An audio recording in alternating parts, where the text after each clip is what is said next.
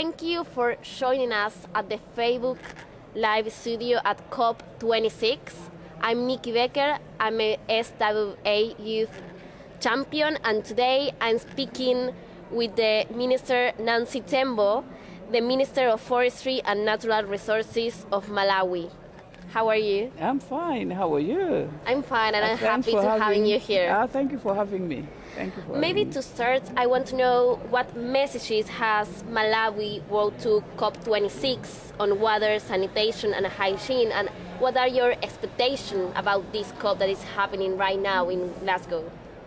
Oh, well, for Malawi, COP is a very important milestone.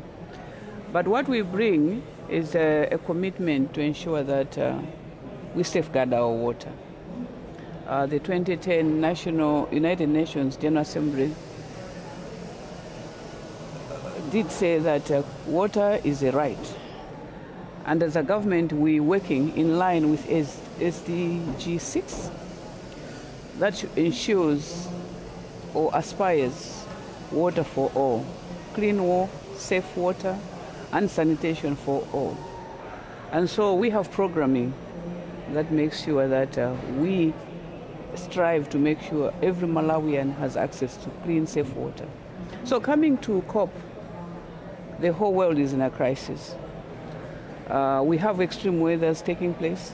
It's either a lot of rain that leads to floods, or we have droughts, dry conditions that lead to fires, and so we are causing degradation.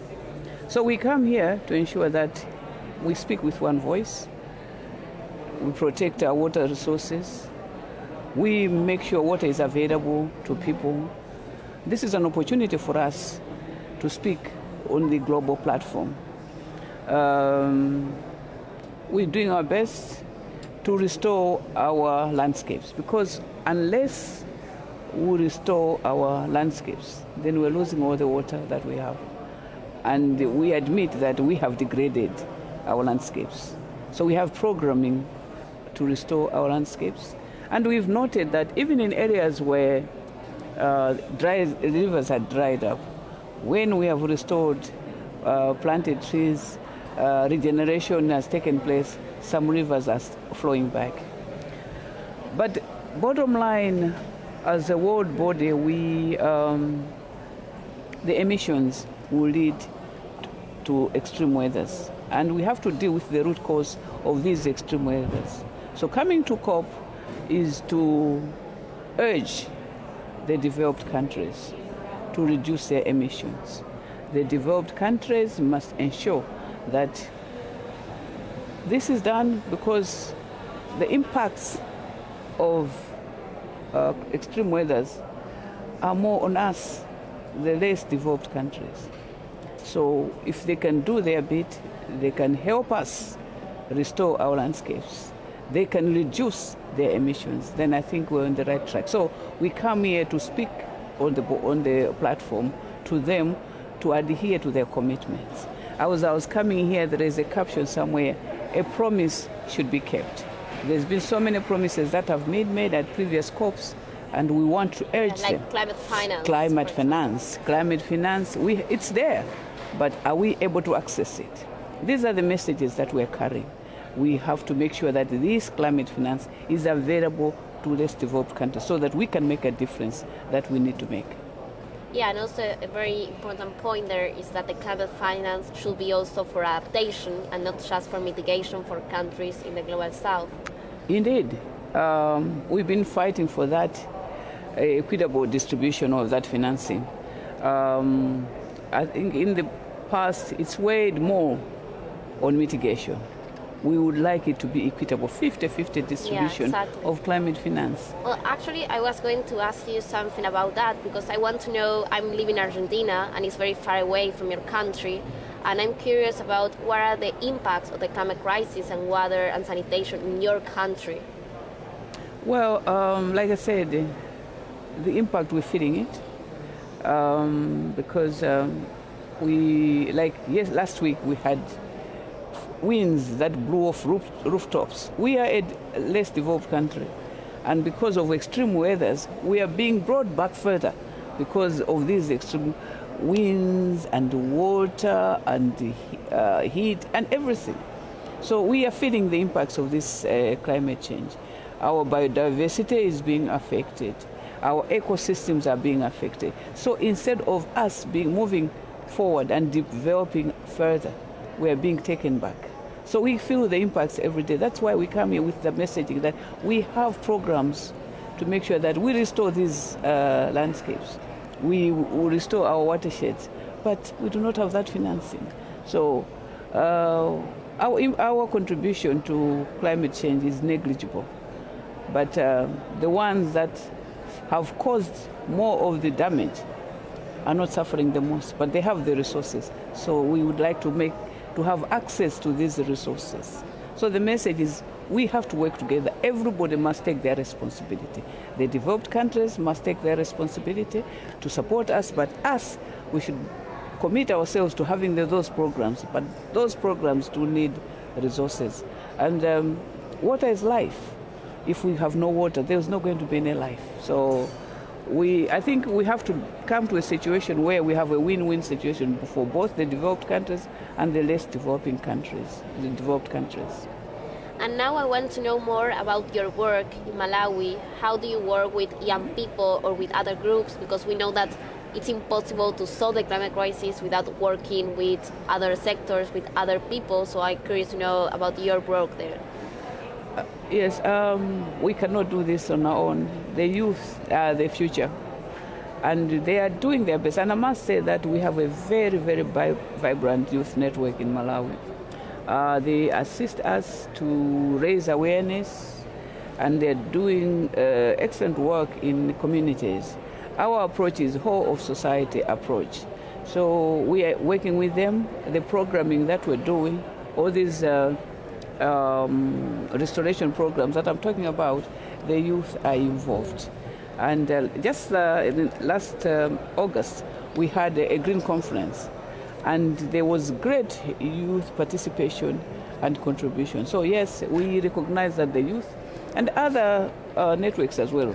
At that green conference I'm talking about, we started the Women's Network because I think everybody has to do their bit. So the youth are a critical part of this restoration, this campaign against climate change. And COP26 is ending on Friday, and you will be behind your deck soon after. What will be your first action around climate and water and sanitation and hygiene when you come back to your country? Well, our first action point will be to reconvene the delegation that came to, because it's not just government, it's been civil society, the church groups across sectors in Malawi, to reconvene and see what is our takeaway from COP26. What as Malawi have we committed, and how then do we intend to incorporate those actions into our programming, so that when we meet again at COP27 next year, we're able to say this is where we were and this is where we're heading to. But these milestones have to be achieved before COP27. But like I said, we need that support to be able to achieve this. So it's to go back home and incorporate what we do here in our programming. And what do you want to see in the next week of COP?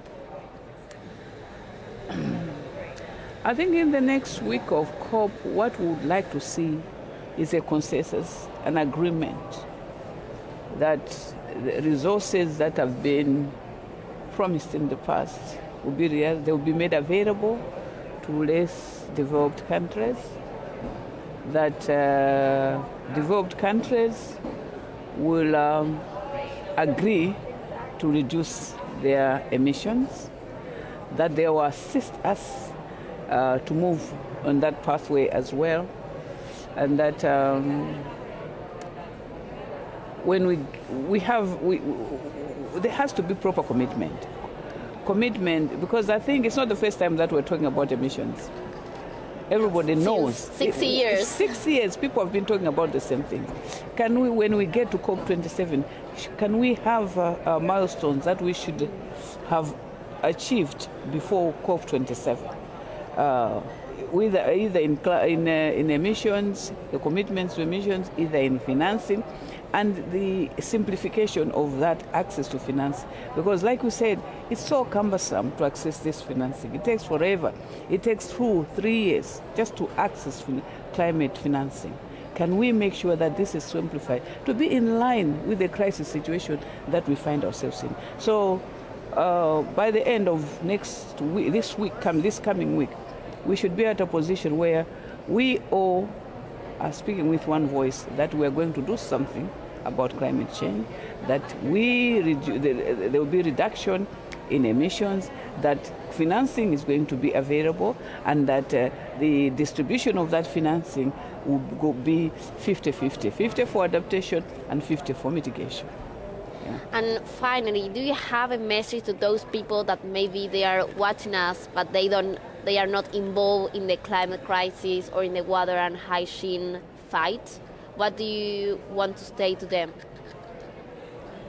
What I want to say to them is that the planet Earth is on a crisis situation. We are at a precipice that if we do not do anything about it, we are going to go down. And I'm told this generation, this is the only opportunity that we have to prevent that. And so it is everybody's responsibility, wherever you are, whatever corner of planet Earth you are, to do something about it.